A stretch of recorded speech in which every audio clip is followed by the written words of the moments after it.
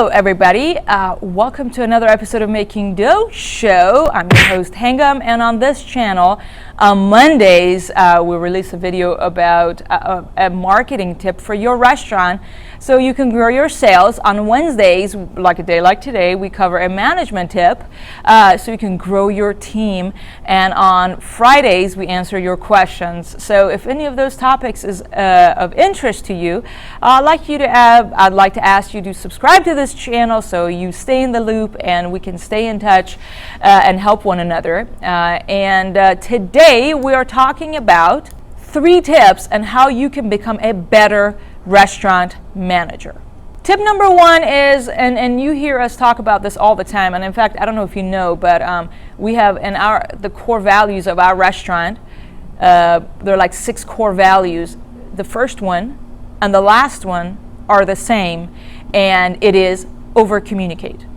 I don't know if you knew that, but anyways, it literally is. Our first and our last core value in our company is to over-communicate. And one of the ways that you can be a better manager at your restaurant, or a better leader if you're a team lead or a shift lead or whatever, is to communicate way more.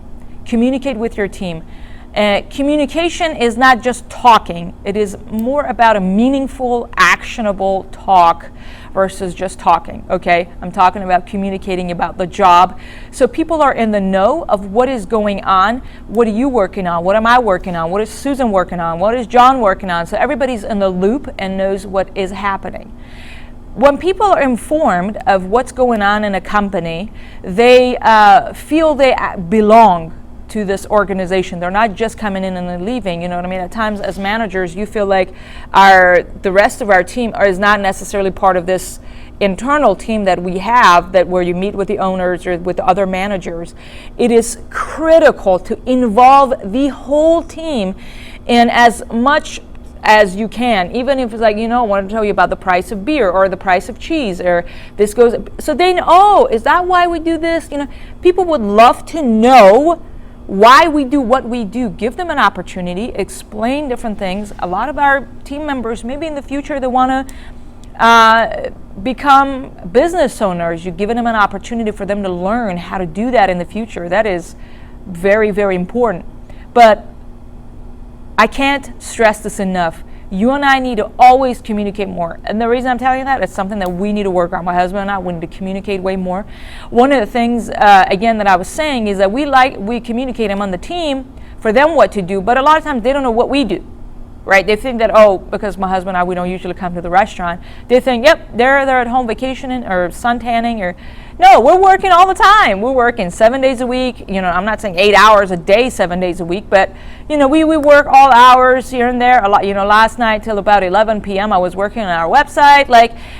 We work all the time. The team doesn't know, so they're not going to appreciate you for the work you do because they don't know what it is that you do. Sometimes I think your team members, they think you're in the office sipping on some drink. They come in, there's music playing.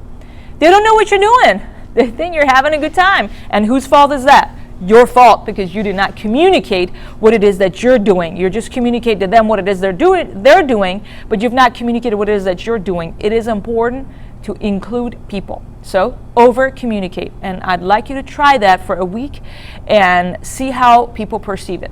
Tip number 2 on how to become a better manager starting today is to give way more feedback to the team. One of the things that happened is that after a long time, our managers always meet with the team and all that, and my husband and I have not done that in a while.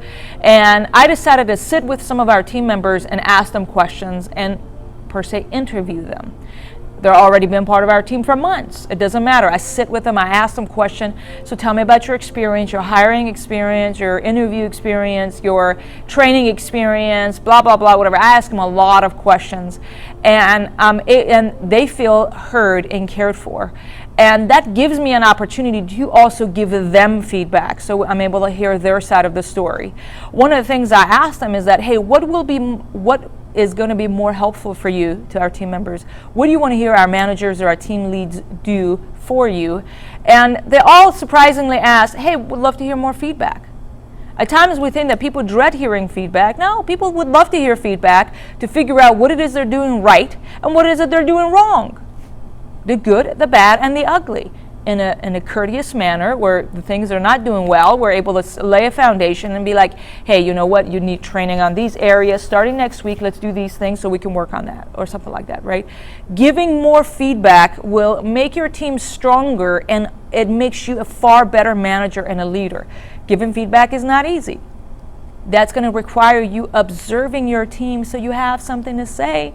You have to observe the team during the shift, not just one shift, all week. You need to watch them, you need to document, you need to write things down, because you may have a big team, you're not going to remember everything, right? So it is work to give more feedback, but let me tell you, that is going to make you a better leader and a better manager.